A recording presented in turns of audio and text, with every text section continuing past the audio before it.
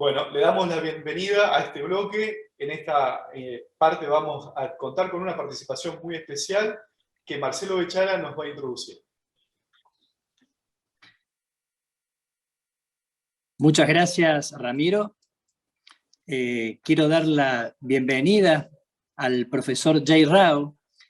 Jay es doctor en filosofía, es PhD de la Universidad de California, de Los Ángeles, es profesor de Babson College, es miembro de distintos directorios en organizaciones y en empresas. Jay es fundador de InnoQuotient, una plataforma world class que se encarga de medir la cultura de innovación en las organizaciones y en las empresas a nivel mundial.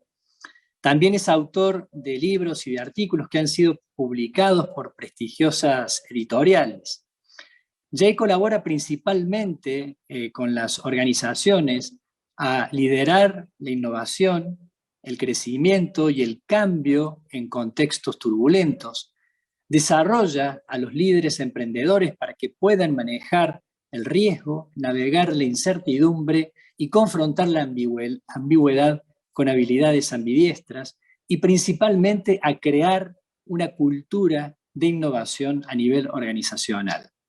Su conferencia Creatividad e Innovación y cómo impulsarlas en entornos desafiantes y complejos nos ayudará a poner en valor la cultura de innovación como driver para la transformación y la escala a nivel organizacional. Jay, un placer estar y contar con tu presencia en nuestro congreso. Bienvenido, y como amigo reforzar este vínculo que tenemos desde hace años. Bienvenido y muchas gracias. Thank you, Marcelo. Firstly, thank you for the invitation, Evoltis. It's been a pleasure to work with you for a while now, and you've been a great supporter of the Culture of Innovation survey, and hope it's been useful to help companies think about their innovation culture. So thank you from my side for this opportunity. I'm going to share my screen, and so I can talk about this topic that you've asked me to comment on. And please let me know if you're able to see the screen well. Yeah. Okay. All right. Thank you.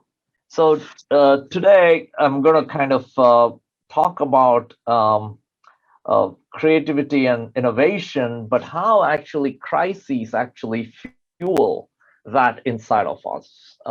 We are all born creative. We all have that creative DNA inside of us.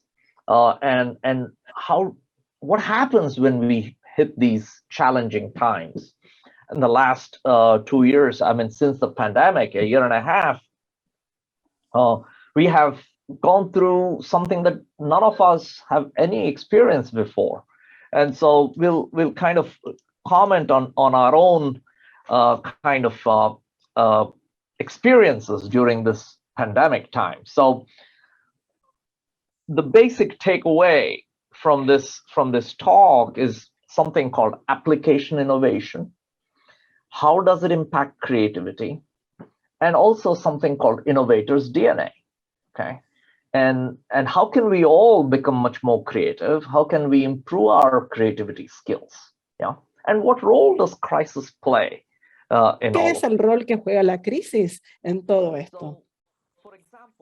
Entonces, por ejemplo, cuando terminó la Guerra Mundial, la Segunda Guerra Mundial, la Boeing, todos sus clientes, bueno, tenía un único cliente anterior a esto, era el gobierno. Ellos fabricaban aviones militares. Cuando termina la guerra, de repente se les fue el único cliente de las manos y perdió 90% de su facturación y tuvo que desvincular a la mayoría de los empleados por esta causa. Pero par y paso con esto, en ese mismo momento, la Boeing comenzó un proyecto que cambió completamente la faz del mundo en lo que se refiere a volar. Y este proyecto fue el Boeing 707, el proyecto Boeing 707, una nueva era en los motores a chorro, a propulsión. Y esto hizo que el mundo pudiera interconectarse mucho más. Si tomamos un país entero y cómo puede verse impactado con la caída de la Unión Soviética, la anterior República Socialista Soviética o Unión de Repúblicas Socialistas Soviéticas, Cuba perdió su socio comercial, sus exportaciones quedaron perdidas y 80% de su comercio exterior quedó desaparecido. Al mismo tiempo, los valores más profundos estaban siendo cuestionados y en ese preciso momento tuvieron que pensar mucho más en términos del capitalismo y sacrificar sus propios valores y abrir sus playas a el desarrollo internacional para poder recibir turismo exterior. Entonces, de hecho, ellos tuvieron que de alguna manera conceder o negociar su propio sistema de valores entre el capitalismo y el comunismo. Ahora, si vamos a una escala mucho más reducida, bueno, durante la crisis asiática del 97 hubo un hospital que había hecho una gran actualización en los meses previos antes de que se desatara la crisis. Tuvieron una instalación fantástica, avanzada, con miles de millones de dólares en inversiones. Ahora, cuando ocurrió la crisis, perdieron 90% de sus clientes. Y entonces, estas camas vacías, bueno, con muchas pérdidas por devolver, con muchas deudas por devolver, ¿cómo podían sobreponerse a esa crisis? Era la pregunta. Y ahí fue que Brad abrió este hospital al turismo médico. Hoy por hoy, este hospital, Bumrungrad Brad de Bangkok, es el hospital de turismo médico número 1 en el mundo. Tratan a más de 5.000 o 500.000, perdón, pacientes en todo el mundo. Pero reitero, tal vez esto no hubiera ocurrido sin tal crisis de por medio. En una escala mucho más pequeña, les estoy dando ejemplos de un país, una empresa grande, a una empresa mediana, a una empresa pequeña. Bueno, Carmen tenía 3 restaurantes en Medellín, Colombia. Y luego ocurrió la COVID-19. De la noche a la mañana, Carmen tuvo que cambiar todo el restaurante, el enfoque del restaurante. Ella pasó de lo que es comida sofisticada a comida confortable. Sacó del menú toda la fusión latina, asiática, lo que fuera, y pasó a arroz con pollo, pizza, frijoles. Tenían lo que se llamaba bandeja pasta en Medellín, es decir, comida confortable que te hace sentir en casa, local, y tuvo que cambiar todo el personal y recapacitarlos, reentrenarlos. Sin embargo, fue tan exitosa la movida que había esperas de 2-3 horas para que se hicieran los deliveries a las casas de la gente. Entonces, ¿qué es lo que nos ocurre? Tal vez lo habrán visto esta creatividad y esta innovación, todo alrededor nuestro en los últimos 18 meses. Estoy seguro de que sus compañías están haciendo cosas que nunca esperaron que pudieran llegar a hacerse. ¿Cuántos de nosotros hemos hecho cosas que jamás nos creímos capaces de poder hacer? Y veremos que compañías como Dyson, que hace estas aspiradoras, crearon ventiladores en 20 días. NASA no quedó atrás y empezó a innovar también. Y Google y Apple también dijeron, bueno, estos son nuestros competidores y en general no se unen, pero terminaron cooperando y ellos empezaron a unir fuerzas para innovar en este espacio. Ahora bien, tal vez pensemos, bueno, muy bien, son empresas grandes, son muy grandes, por supuesto, que pueden darse el lujo de hacer esto, pero ¿cómo puedo yo hacer algo parecido? Nosotros lo estamos viendo, vemos que la innovación ocurre todo a nuestro alrededor, no solo en las empresas grandes. En los hospitales, por ejemplo, uno en Cincinnati, estaban haciendo 2.000 teleconsultas en todo un año. Sin embargo, después de COVID, están haciendo 5.000 por semana. Entonces, si fuéramos a desarrollar un plan y desarrollamos también un proyecto, se nos ocurre un proyecto para decir que vamos a aumentar en 20.000 veces, no estamos hablando de 2 veces, o 5 o 10, estamos hablando de un aumento en el orden de las 100 magnitudes, es decir, en 10x o 100x, todos diríamos imposible. Un aumento así es imposible, es una locura, no se puede abordar. Bueno, incluso si fuéramos a planificarlo para hacerlo, nos habría llevado años planificarlo y hacerlo, pero el cambio ocurrió y ellos cambiaron en semanas. Entonces, una compañía en Dubái recapacitó a miles de personas en tan solo 2 días para poder hacer distintas tareas. Existe un retailer de electrónica muy grande en los Estados Unidos. Testeaban lo que era el drive-thru en algunas ubicaciones. Sin embargo, post-COVID empezaron a cambiar y 977 negocios de repente pasaron a lo que es la entrega en vereda en 2 días. Entonces, seguramente ustedes hayan conocido estas historias de cuestiones heroicas que los humanos podemos hacer y que hicimos durante la pandemia. No solamente en estas compañías, sino en las propias en las que ustedes trabajan. Entonces, ¿qué nos ocurre a nosotros como humanos durante la crisis? Incluso antes de la crisis, muchos negocios físicos que eran retails físicos estaban en la quiebra. Muchas empresas que antes habían sido famosas, es decir, minoristas físicos de ladrillo y cemento. Si nosotros vemos entre 2017 y 2019 el número máximo de negocios físicos, quebró en los Estados Unidos gracias a los Amazons y del mundo y a las compras online. Y post-COVID-19 esto se profundizó, no es que mejoró. E incluso más compañías siguieron este mismo trayecto durante la pandemia. Pero par y paso con eso, si nosotros vemos en los sitios web, si hacemos búsqueda y ponemos estas palabras, oportunidad para los retailers, hay muchas nuevas compañías que están ingresando y están haciendo retail físico, no solamente online, les cuento. Y esto nos toma por sorpresa. Es decir, crear un negocio físico durante la pandemia, uno diría, no, esto no es posible. Pero esta es la capacidad de la humanidad, del ser humano, a la hora de ser creativo. Entonces, la palabra crisis viene del griego, crisis. Y la palabra significa, es un momento para la toma de decisiones. Hay que decidir. Y en el chino mandarín, la palabra crisis es weiji.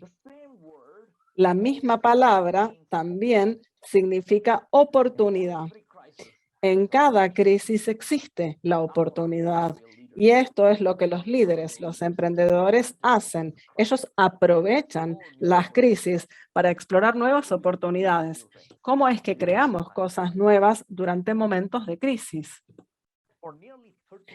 Durante casi 30 años, la cantidad de startups, emprendimientos que se creaban pequeños, fue muy estable en los Estados Unidos. No había demasiada fluctuación.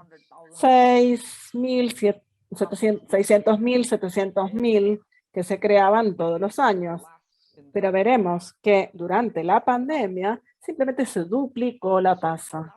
Entonces, ¿qué significa? ¿Qué es lo que la crisis hace al ser humano? Hay que entender cómo nosotros, los seres humanos, nos volcamos a la creación. Y cuando hacemos la pregunta de cuáles son algunos de los más creativos que conocemos, bueno, entonces la respuesta siempre es universal. Las respuestas son muy predecibles. La mayoría de las personas dice, bueno, los artistas son muy creativos. Tenemos algunos de los ejemplos más comúnmente citados acá.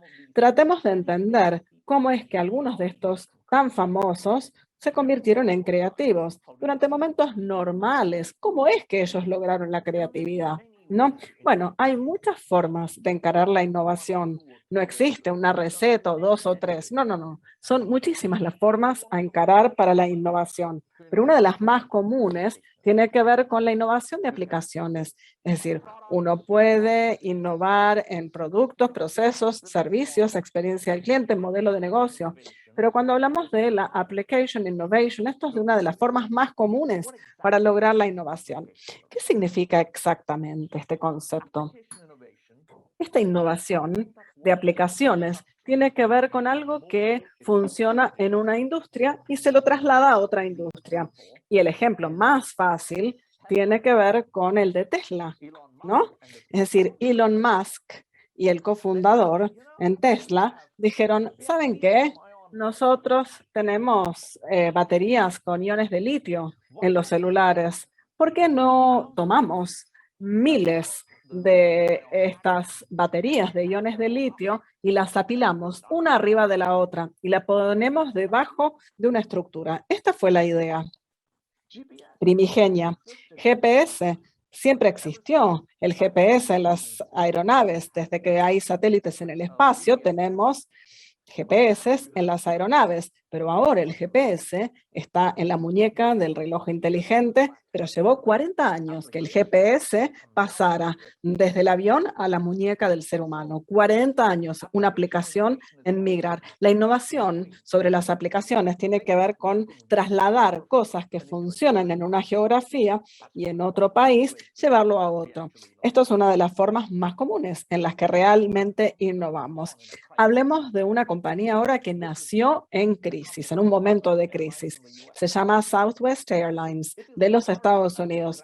Se la considera como la abuela de todas las aerolíneas low cost, sea que sea EasyJet en Europa o Ryanair en Europa o Indigo en India o Air Asia en Malasia o Viva en Colombia, lo que sea. Esta es la abuela, reina, madre de todas las aerolíneas de bajo costo. Siempre se mira a Southwest Airlines como el referente del mercado. Ellos nacieron en una crisis, hubo una demanda y no pudieron abrir operaciones.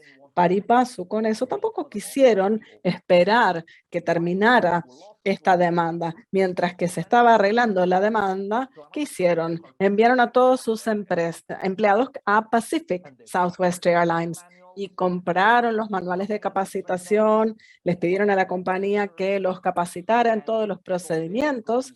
Entonces, realmente así estarían listos una vez que terminara el litigio judicial. Entonces, el fundador de Southwest dijo, nosotros no nos preocupa ser copiones. Southwest Airlines copió absolutamente todo de PSA. Nos pueden llamar una fotocopia, un calco. Pero la línea estaba a punto de quebrar un par de años después, por el embargo petrolífero en el Medio Oriente. Tenían 4 aeronaves en su flota y el CFO dijo, para poder sobrevivir tenemos que deshacernos, vender una de las aeronaves, pero no querían reducir la cantidad de pasajeros que estaban siendo transportados en sus aeronaves por día. Entonces, ¿qué idea tuvieron? ¿Cómo podemos seguir transportando los mismos pasajeros, pero con un avión menos en la flota? La idea era gastar muy poco tiempo, pasar muy poco tiempo en el aeropuerto y que los aviones volaran todo el día. ¿Cómo se hace para asegurarse de pasar muy poco tiempo en el aeropuerto? Bueno, son muy buenos en ese sentido. Viene el avión a la compuerta, sale la puerta, la gente por el gate, se mete el combustible, se le llena combustible, se lo limpia, se mete a la gente, se mete el equipaje y salen. Lo hacen en 20 minutos. Es increíblemente rápido todo lo que hacen estos 20 minutos. ¿Cómo aprendemos a hacer esto en tan poco tiempo? Todo esto. Ellos no lo inventaron, pero ellos fueron a aprender. ¿De qué? De NASCAR. Ellos observaron cómo es que se trabaja justamente en las pits de la Fórmula 1. Hoy por hoy, muchos administradores de hospitales mandan a la gente que trabaja en guardias de emergencia a ver cómo es que lo hace la Fórmula 1, cómo es que la NASCAR lo hace increíblemente rápido cuando están en boxes. Henry Ford, bueno, se levantó una mañana, ¿ustedes creen? Y dice, ah, sí, se me ocurrió la línea de montaje en mi sueño. No, no creo que haya sido así. De hecho, él estaba visitando una casa de faena de animales, un matadero, y de repente dijo, ah, pero esto lo puedo llevar para los autos. Si se puede hacer para los animales, ¿por qué no lo puedo hacer para fabricar automotores? Google Page Ranking. Bueno, ellos lo copiaron de índices de citaciones académicas. Vuelvo al tema este de la banda mágica de Disney. ¿De dónde lo copiaron? De la de Nike. Este Genius Bar de Apple lo copiaron de un escritorio de concierge de un hotel de 5 estrellas. Entonces, son las historias de amor más famosas del mundo. ¿Cuál es la más famosa? Bueno, si quieren, pueden intentar responderla. Esto lo abro al público. Bueno, depende de la generación, ¿no? Los jóvenes dirán La Bella y la Bestia o Titanic, pero los que peinamos canas ya o los que estamos calvos, generalmente, ¿qué vamos a decir? Bueno, Romeo y Julieta. Bueno, en realidad no fue una obra original, les voy a decir, él la copió. ¿Qué había? ¿Cuál era la otra tragedia famosa del Hamlet? Fue una copia. Macbeth también. Otelo fue una copia. El Rey Lear también. El Mercader de Venecia también fue una copia, les cuento. Ninguna de estos fueron obras originales. Obviamente que él las fraseó hermosamente, él lo escribió con una poesía increíble, pero la historia de base no es tan diferente en realidad. Son copias en sí mismas. Bob Dylan, bueno, sus primeras 25 canciones, ninguna es original. Si queremos recibir un premio Nobel, ¿qué vamos a hacer? Copiemos. Disney, notorio, ¿no? Muchas de sus películas, las primeras películas, ninguna fue original.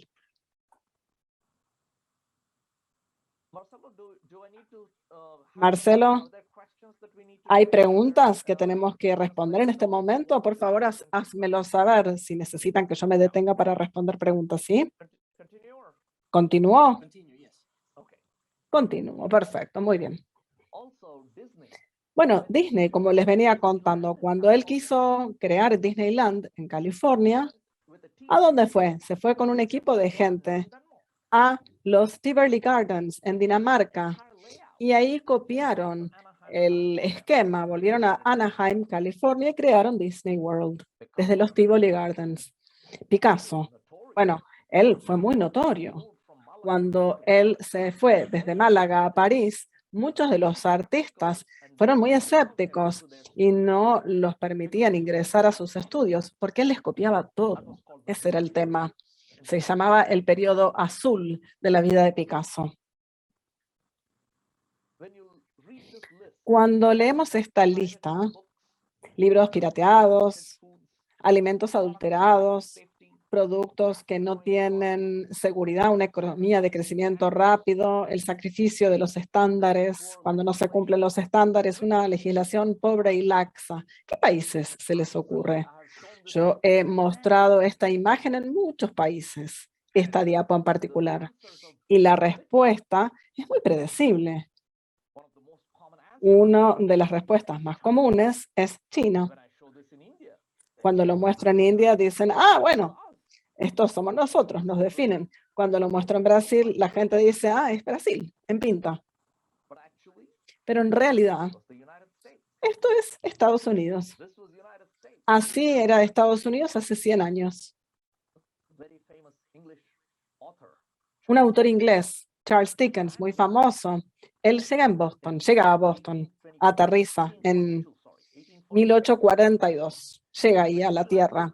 Y cuando llega por primera vez, la primera vez en el Nuevo Mundo para él está muy frustrado y enojado porque todos sus libros se venden en las calles de Boston sin derechos de autor.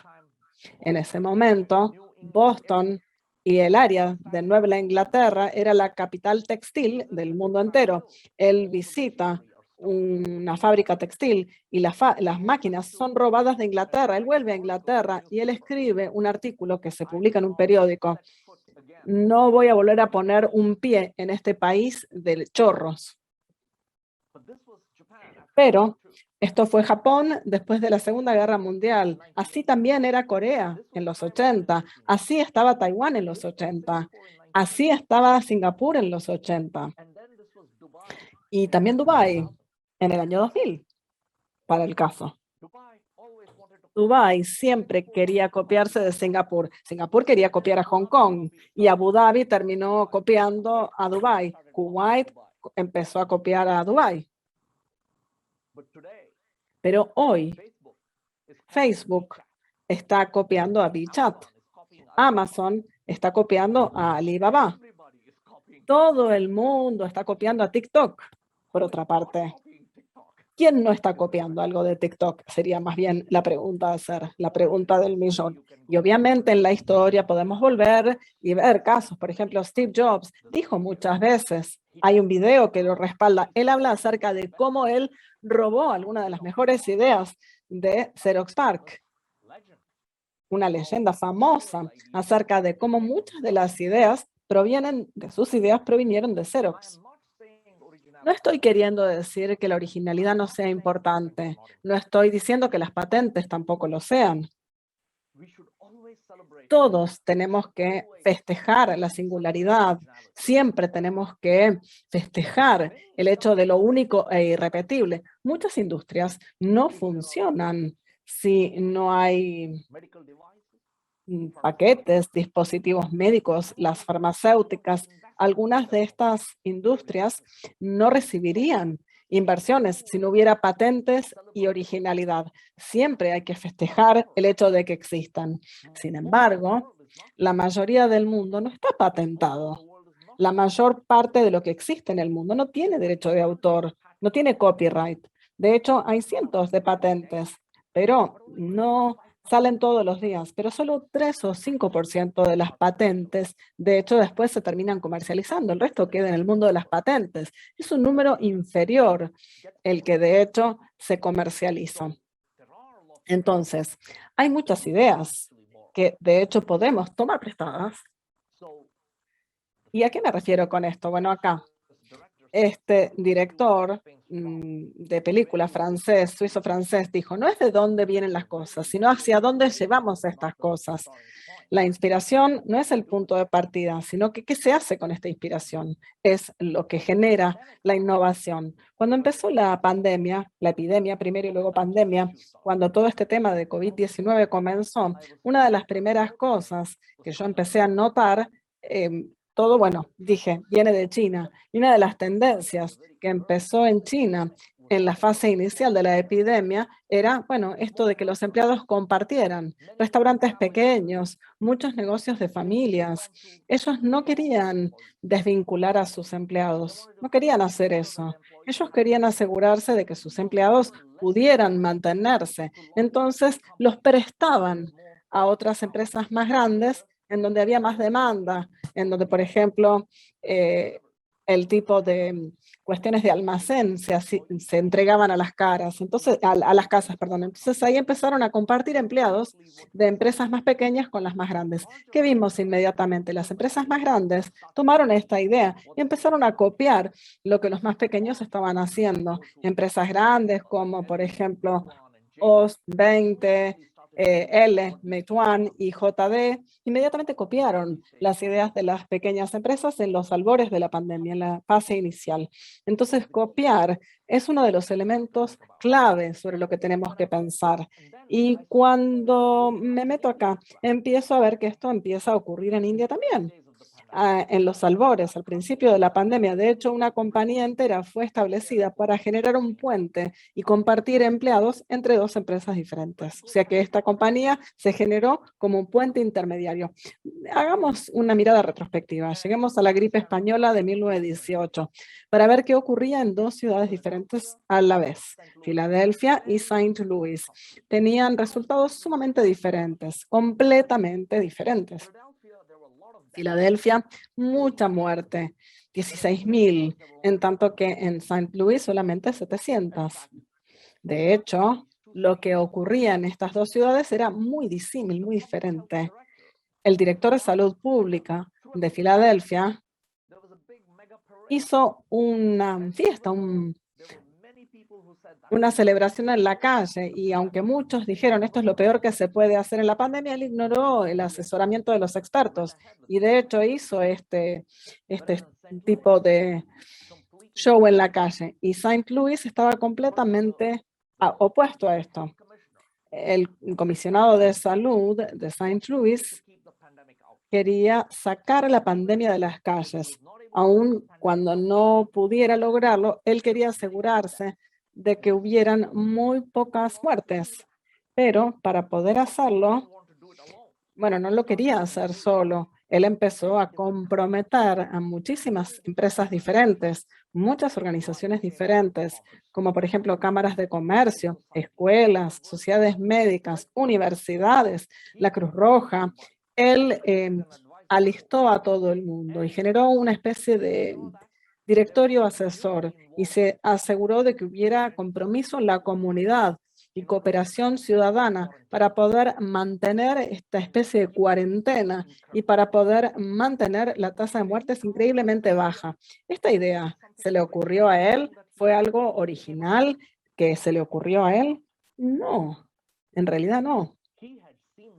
De hecho, él había visto esto de primera mano.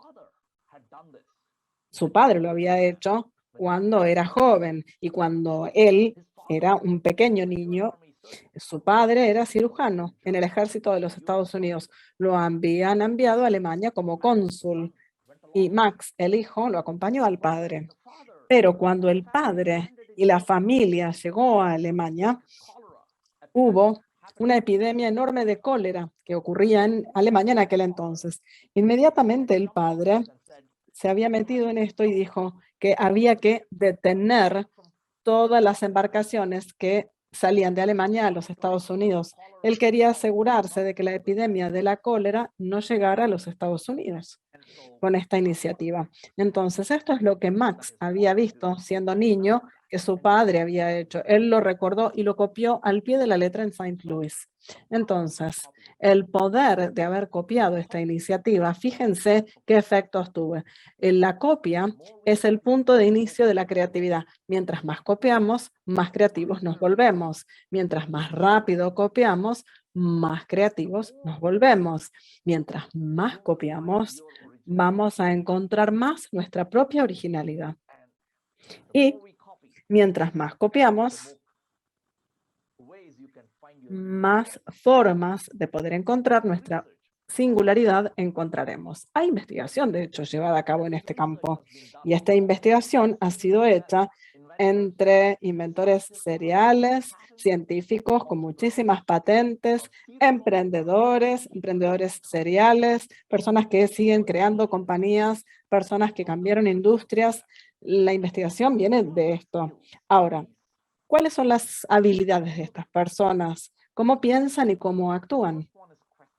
Primero es porque cuestionan todo, cuestionan el status quo, el estado de situación de las cosas. Siempre está la creencia de que las cosas se pueden hacer mejor, que las cosas pueden mejorarse. Hay un elemento positivo a la hora de pensar diferente.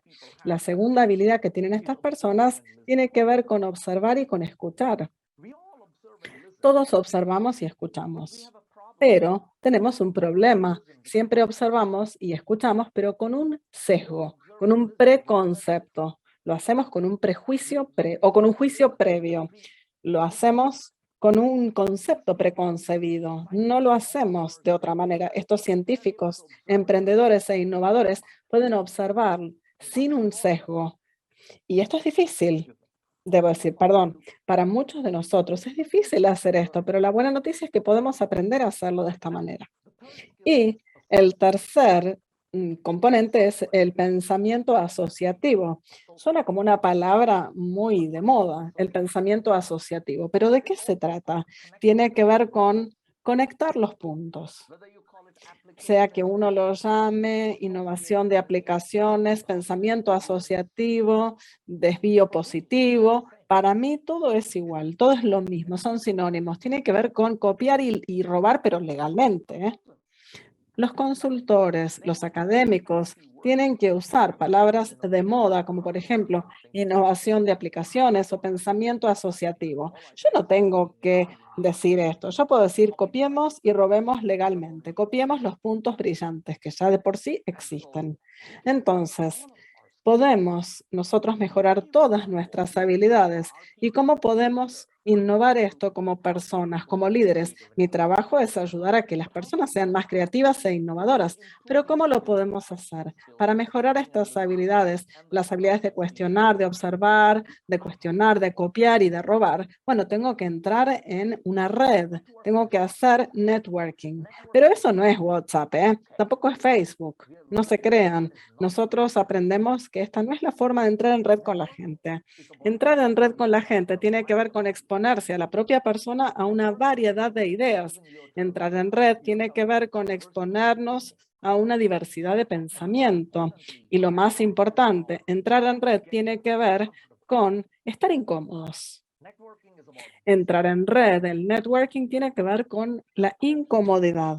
Y obviamente en la pandemia todos estuvimos muy incómodos. Por eso es que se ve esto, esta fase de creatividad tan intensa. ¿Por qué la incomodidad?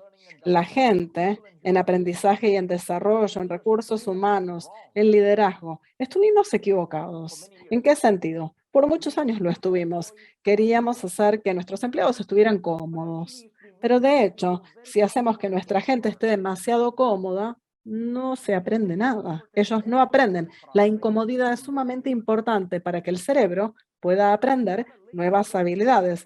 Tenemos una parte del cerebro que es holgazán y otra que es muy trabajador. ¿Por qué es holgazán nuestro cerebro? Nuestro cerebro es holgazán porque el cerebro es el órgano que toma 20% de la energía del cuerpo.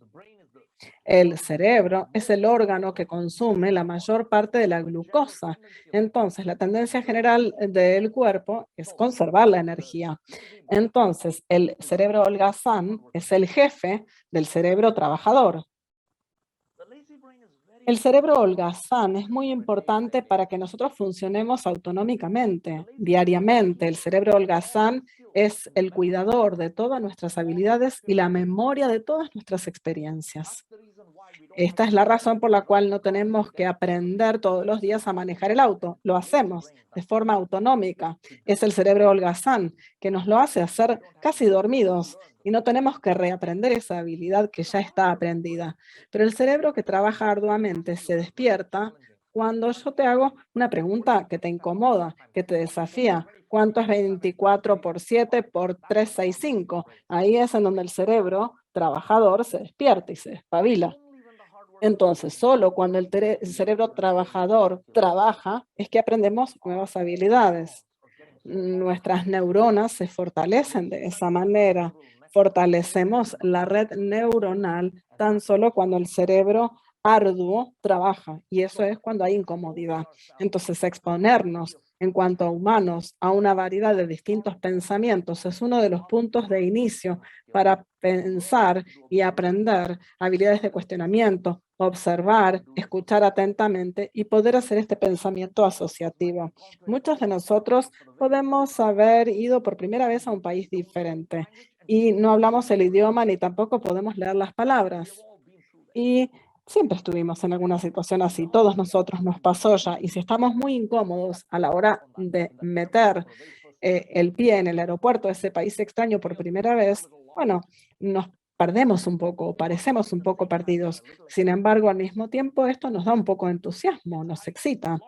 Es decir, gran parte de incomodidad existe alrededor nuestro, pero estamos alerta, mirando a todos. Estamos tratando de escuchar, a ver si pescamos una palabra. Vamos a Japón, nos sentamos en el inodoro y de repente sale aire caliente y las canciones que salen del inodoro. Bueno, observamos, aprendemos, cuestionamos, escuchamos con atención. ¿Por qué? Porque estamos incómodos. Entonces, lo bueno, la buena noticia es que todos podemos mejorar estas habilidades. las habilidades que tienen que ver con la creación y que existen y que nos acompañan. Entonces, como dije, consultores, académicos, tenemos que inventar palabras de moda, palabras que sean cantantes y sonantes. Lo podemos llamar desvío positivo, benchmarking, inspiración. Lo que estoy diciendo es que, por favor, copien y roben legalmente, busquen puntos brillantes que ya existen. Y esto es lo que ocurre y ha ocurrido en esta pandemia. Podemos ir a un sitio web que se llama COVID Innovations, innovaciones en la era de COVID, y nos vamos a enterar de ideas de miles de industrias, que son las distintas innovaciones que están transcurriendo en la industria de la moda, de la arquitectura, en la construcción, en la electrónica, en alimentos y bebidas, en atención de la salud. Vayan y busquen ideas globales, y podemos traer estas ideas a el patio trasero de nuestro lugar de trabajo para poder darles una cabida. Y esto es simplemente un ejemplo de todas las innovaciones que ocurren, por ejemplo, en el viaje, una industria que ha sido realmente diezmada por la pandemia, que ha sido golpeada muy arduamente, y sin embargo hay formas en las que la gente trata de funcionar y hacer que sus clientes vuelvan a seguir volando y a tener ese gusto por viajar. Con esto concluyo, ya hace 40 minutos que vengo hablando, y ahora entonces abro para las preguntas y los comentarios del auditorio. Y por favor, enlácense conmigo en LinkedIn si tienen la posibilidad de hacerlo. Con esto dejo de compartir la pantalla del PowerPoint. Muchas gracias, Jay. Welcome. Muchas gracias por You're la welcome. presentación. Muy interesante la revisión histórica que haces y cómo desde el pasado nos traes al presente, y a su vez podemos observar el presente con lentes de innovación y con lentes del futuro. Algunas preguntas. La primera, ¿qué competencias consideras debe tener un líder innovador? Yeah, absolutely. Absolutamente, qué bueno.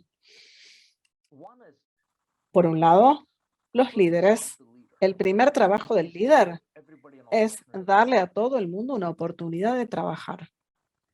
Primero, exponer a tu gente a una variedad de ideas.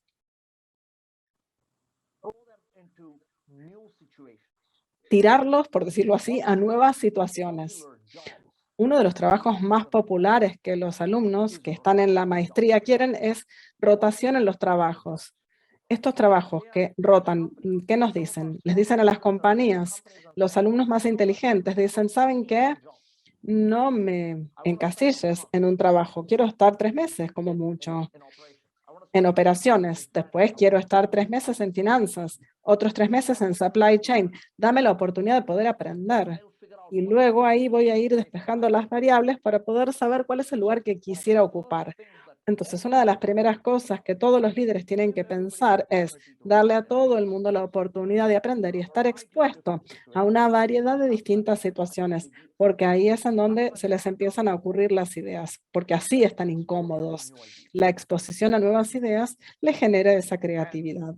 Y, por otra parte, van a desarrollar grandes ideas, van a desarrollar grandes oportunidades para innovar, y cuando ellos lo hagan, denles un poco como un arenero para poder experimentar y testear si esto les va a funcionar en su negocio, en su industria, en su región y país. Esa es la idea. Entonces, a todo el mundo, denle una oportunidad. Herramientas y habilidades también. Y luego, desafíenlos. Desafíenlos a decir, bueno, ahora, muy bien, ¿cómo vas a usar estas ideas para que nosotros todos podamos crecer? Y créanme, muchas personas se ponen a la altura de la circunstancia y ahí entregan un buen resultado. Muchísimas gracias. Quedan 2 más y muy poco tiempo, pero las voy a formular. ¿Por dónde debiera empezar una empresa su camino de innovación? Esa es una pregunta. Y la otra es, ¿cómo evalúas la aparición creciente de unicornios en estos tiempos complejos y de crisis global? The starting point for the El journey, punto de inicio del recorrido de la innovación, de la travesía de la innovación, la innovación es un método y una disciplina. ¿Qué quiero decir con una disciplina? Bueno, es transversal en todas las funciones. Uno puede innovar en marketing, en supply chain, en productos. Uno puede innovar en distintas áreas, en contabilidad, o sea, es transversal a todas las áreas de la empresa. La innovación, por tanto, no es simplemente para los que están en investigación y desarrollo o solo para los que desarrollan productos o para los que están en marketing, para nada. Entonces, tiene que ver con un método. Primero, y ahora, número 2, la innovación no ocurre en el vacío, en el medio de la nada. Las patentes se dan, bueno, el 60% de las patentes se dan a una, dos o tres personas como mucho. La invención, sí, es un juego de un grupo pequeño, pero la innovación es llevar este invento a una escala. La innovación tiene que ver con poner en escala esa creatividad primigenia. Esto que ese 1, 2 o 3% de personas, este grupo selecto de personas hacen, bueno, la innovación está en escalar eso, en darle popularidad. Pero para que la innovación pueda ocurrir, para que la creatividad llegue a tomar vuelo y escala, se necesita hablar un idioma en común. Es decir, un idioma en común, una metodología en común y herramientas en común. ¿Sí? Entonces, la innovación y la estrategia tiene que ver con claridad en el pensamiento, en el habla, en la escritura, en la comunicación, en la toma de decisiones, en la actuación, en la llevada a cabo a la acción, y para eso se necesita un idioma en común. La gente en finanzas habla un idioma en común, todos se entienden perfectamente. La gente que hace contabilidad, todos entienden su jerga, ¿no? Se entiende lo que es estado de resultados, balance, cash flow, todo el mundo entiende de qué se habla.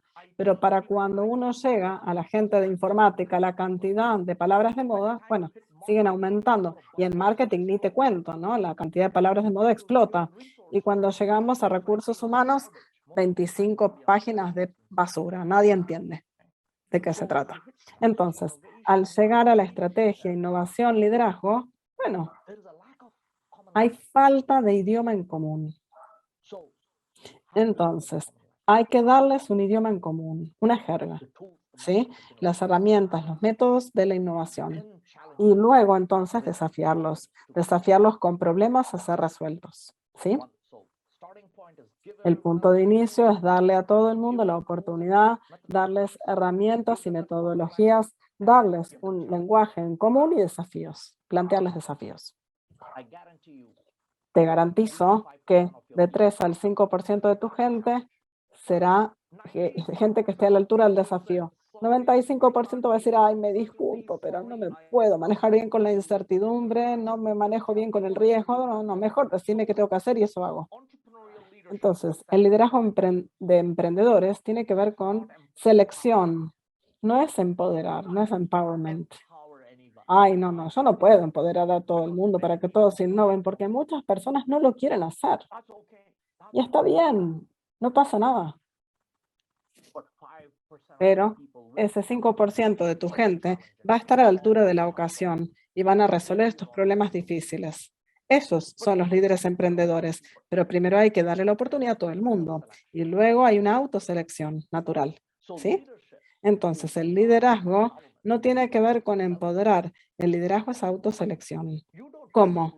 Uno no elige a los ganadores. La innovación no tiene que ver con elegir ideas ganadoras. La innovación tiene que ver con crear un proceso y una cultura en donde surgen ideas ganadoras. La innovación no tiene que ver con ir a la carrera y elegir el caballo que gana. No, la innovación tiene que ver con crear sistemas en donde damos recursos, en donde podemos poner procesos, en donde las ideas ganadoras tienen que amplificarse rápidamente y aquellas que no surgen tienen que rápidamente ser aniquiladas.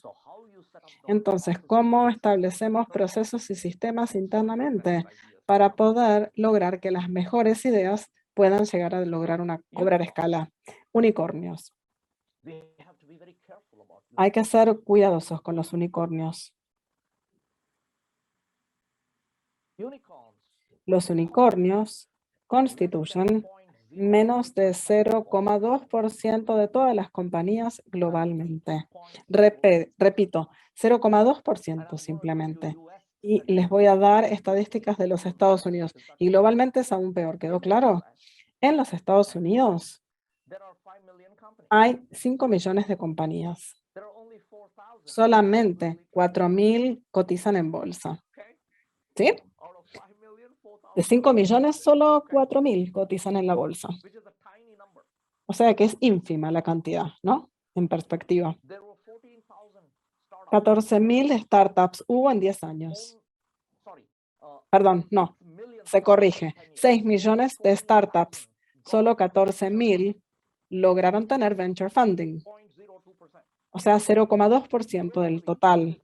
Globalmente es 0,002%. ¿Queda claro el concepto? Ahora bien, sí, son atractivas, son sexys.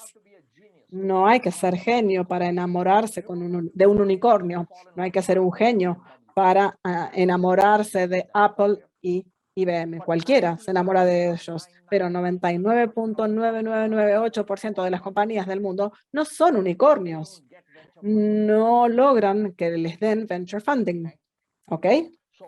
Entonces, tenemos que ser muy cuidadosos con respecto a qué lecciones aprendemos del Silicon Valley. ¿Por qué razón? Porque la mayoría de los negocios en los que yo trabajo no reciben $1 millón para ir y crear un unicornio. ¿Entienden? ¿Sí o no? Entonces, incluso hoy por hoy, las empresas plataforma tipo Silicon Valley son 6% del PBI de los países ricos. Fabricación aburrida, incluso los países que se dedican a esto son 20% del PBI. No es sexy, es aburrido, pero la realidad es así, la vida es así. Entonces, siempre yo sería muy cuidadoso con respecto a qué lecciones estamos dispuestos a aprender del Silicon Valley y de los unicornios, porque en realidad no es la realidad. Muchas de las veces, muchos de estos unicornios han recibido miles de millones de dólares, han estado vivos por 10 años y no hay cash flow. Marcelo, ¿estarías manejando tu negocio de esta manera? Vos dirías, Jay, te voy a dar 10 millones de dólares y 10 años puedes hacer lo que se te cante y no quiero cash flow. ¿Alguna vez manejarías un negocio así? De ninguna manera. Bueno. Entonces, por favor, seamos muy cuidadosos cuando los consultores y académicos nos venden cosas atractivas, sexy. ¿Por qué razón? Porque tenemos que ir al cimiento, a los números básicos y entender entonces qué porcentaje del mundo. Ellos sí hacen mucho ruido, mucho ruido. Y obviamente vos y yo, Marcelo, bueno, vos como académico, yo como consultor, ganamos dinero cuando aterrorizamos a la gente a la muerte. No. Mi trabajo es dar esperanza, que se puedan hacer cosas sin miles de millones de dólares en el medio. Sí se puede hacer con poco dinero, ¿sí? Y esto es lo que estoy buscando siempre. ¿Cómo podemos innovar con poco dinero? Muchísimas gracias, Jay. Muy claros tus conceptos y nos has ayudado a incorporar herramientas para poder diseñar un futuro que sea innovador y un futuro que sea transformacional para nuestras organizaciones. Un placer tenerte con nosotros. Has honrado nuestro congreso. Tu presencia nos ha hecho poner en un lugar de privilegio para todos nosotros. Muchísimas gracias. Thank you, everybody. Gracias a todos, gracias a todos, gracias. Gracias por toda la ayuda, Raquel, Ramiro y obviamente a María por su interpretación. Mil gracias. Muchas gracias. Ahora para continuar... Excelente, Jay, muchísimas gracias. Sí. Adelante, Rami. Excelente, Jay. Gracias, Marcelo. Bueno, ahora mientras nos preparamos para la próxima disertación de Compromiso Toyota, innovar para el nuevo cliente digital, vamos a hacer una breve pausa y los invitamos a recorrer la feria, visitar los stands y queremos agradecer especialmente a Global News, a Conecta, a Bahía, a CIDESA, a Connecting y a Apex por acompañarnos en este evento. Hola, Olga.